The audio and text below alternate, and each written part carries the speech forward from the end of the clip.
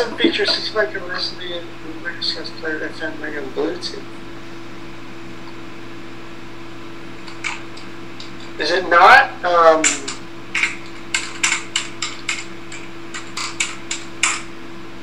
I don't know. My guess would be that's probably phone 8. Or is it not? I mean, or is it Symbian? I mean, what? I want to know. Operating system? What is it? It looks pretty nice. It's called the Buy It OS. What? It's called the Buy It OS. Not to be confused with anything that has to do with anything else. Oh, let me see. Let me see. Features, specifications. It's built on the Symbian operating system. No shit. That's surprising, but it sure as hell is. It looks. The fonts look just like the Windows 7 to me. Here we go. Freaking. I gotta do a SQL Server 2008 here. Yeah, you know it's like who didn't say they marketed this HTML5? We support HTML5. Oh my god. Let's see. Does it support Flash or whatever? Oh no, it's not built on Symbian. Do you know what this is, Bit? It says new era launches of new phones. It says. All three models are built on Symbian. This is actually something. Assuming we do a Linux this week, we need to talk about in Linux. Do you know what this phone is running? What? MeeGo. Dude, I'm trying to tell you. It says Nokia announces new era launches 4 new phones. The one I just put in the video is that C203, correct? All right. No, it's the video you linked to is the Nokia N9. Yeah, N9. Wait. Okay, I'm on Europe.Nokia.com. I'm on the page for the actual phone itself. Okay, go to MeeGo in here. Go to specifications. Okay, so MeeGo's not dead; it's still alive, like GLaDOS. Lost again with this damn links. In the video that you linked to. Click the tiny. Yeah, it is the MeeGo. Okay, it's the MeeGo first. This is running MeeGo 1.2. What is the operating system? Is that Intel's shit? No, look under software. It's running MeeGo 1.2. That's surprising.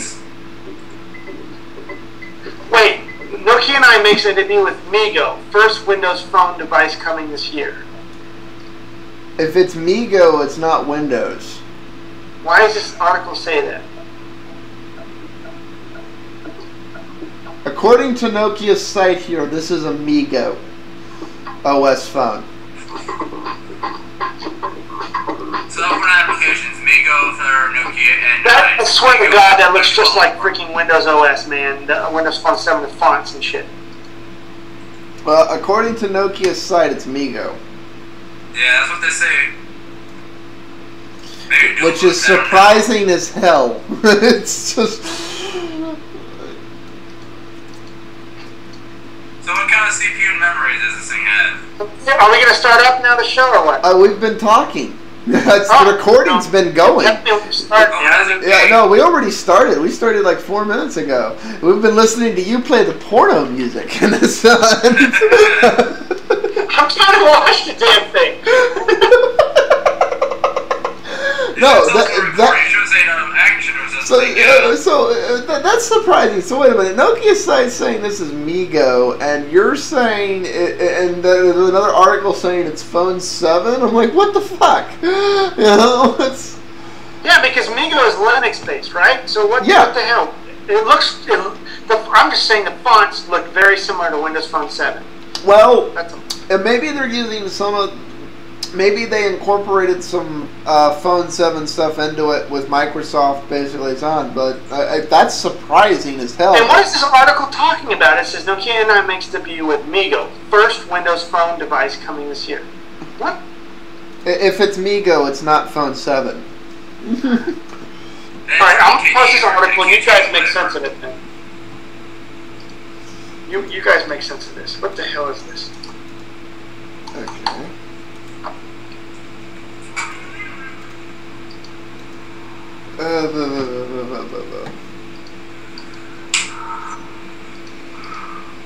Nokia N9 makes a debut with MeeGo first phone. Okay, they're talking about two devices.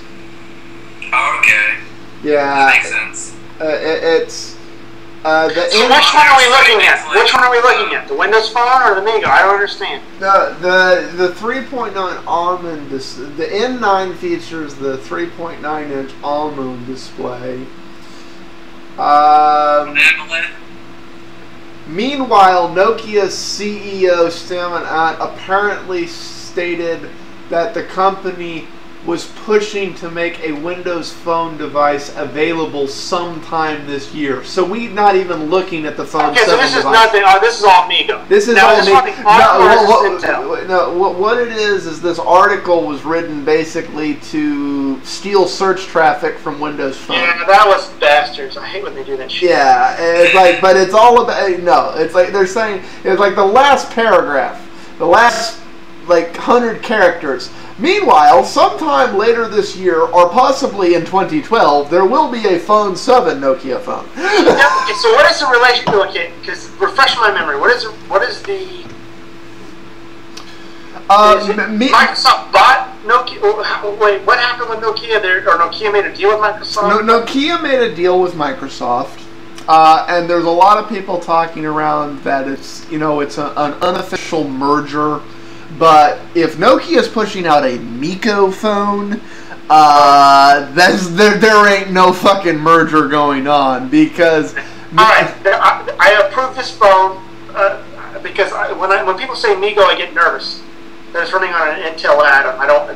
Then I run. I don't want anything Atom or anything Intel on mobile. So this is running the A8. Yeah, it's running the Cortex A8.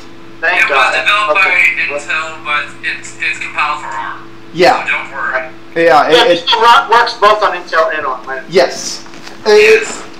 And MeeGo's this weird little OS. This was this. Right, so let's put this video because people are saying this is good. So we need to go ahead and put the video on so everybody can see what we're talking about. Yeah, well, we actually just played the video for everyone, so like they saw before we started.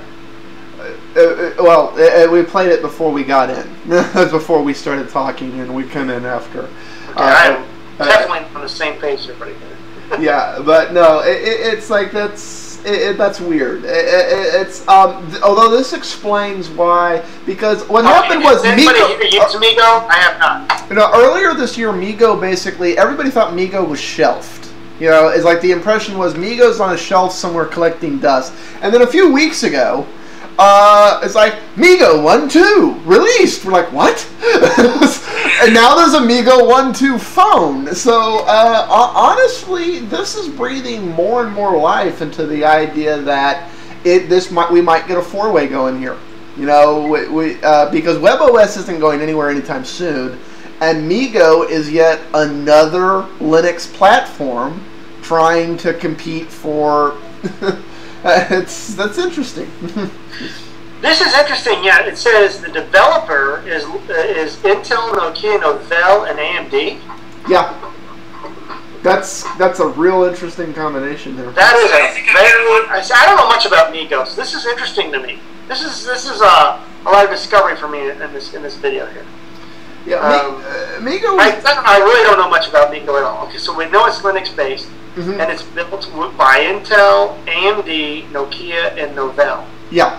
Basically, it was the chipset manufacturers got together and made what they thought a Linux thing for these things should be.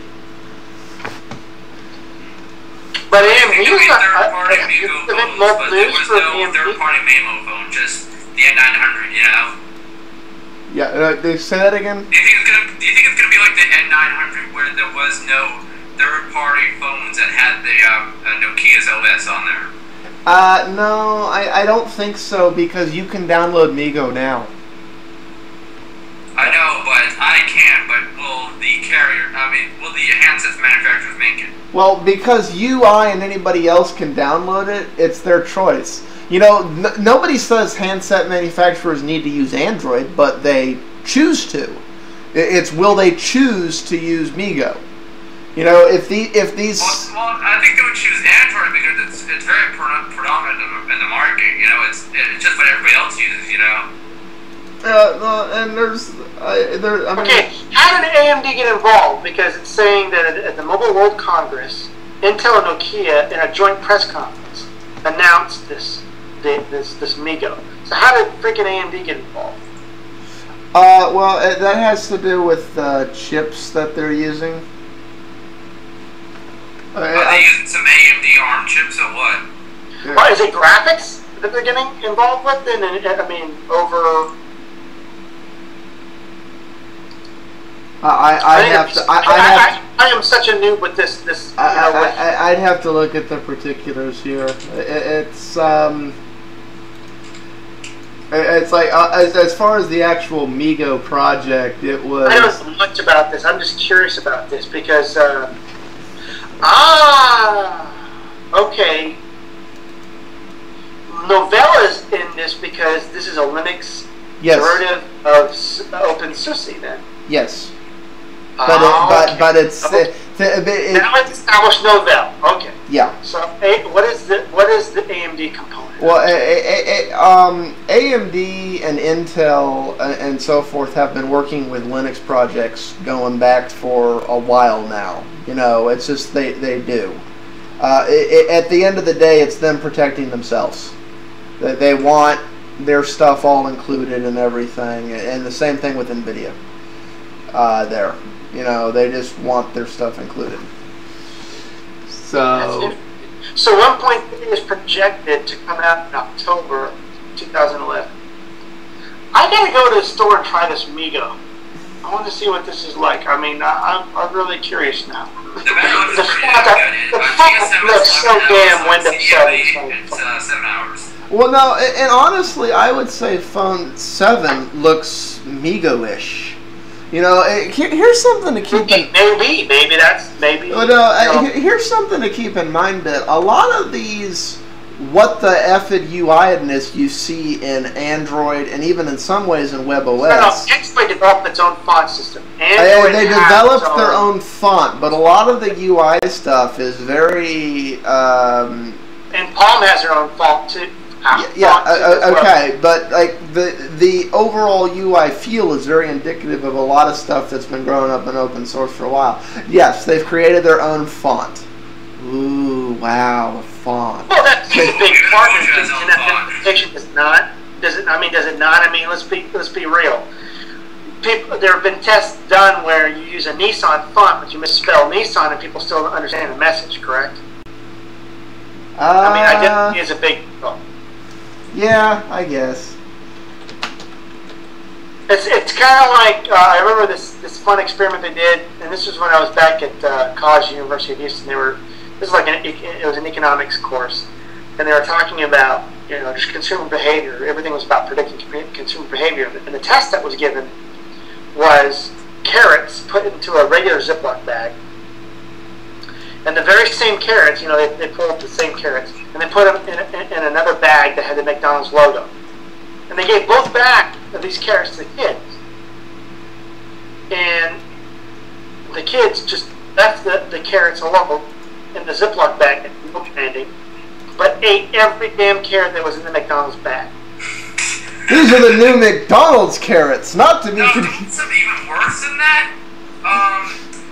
They did another experiment.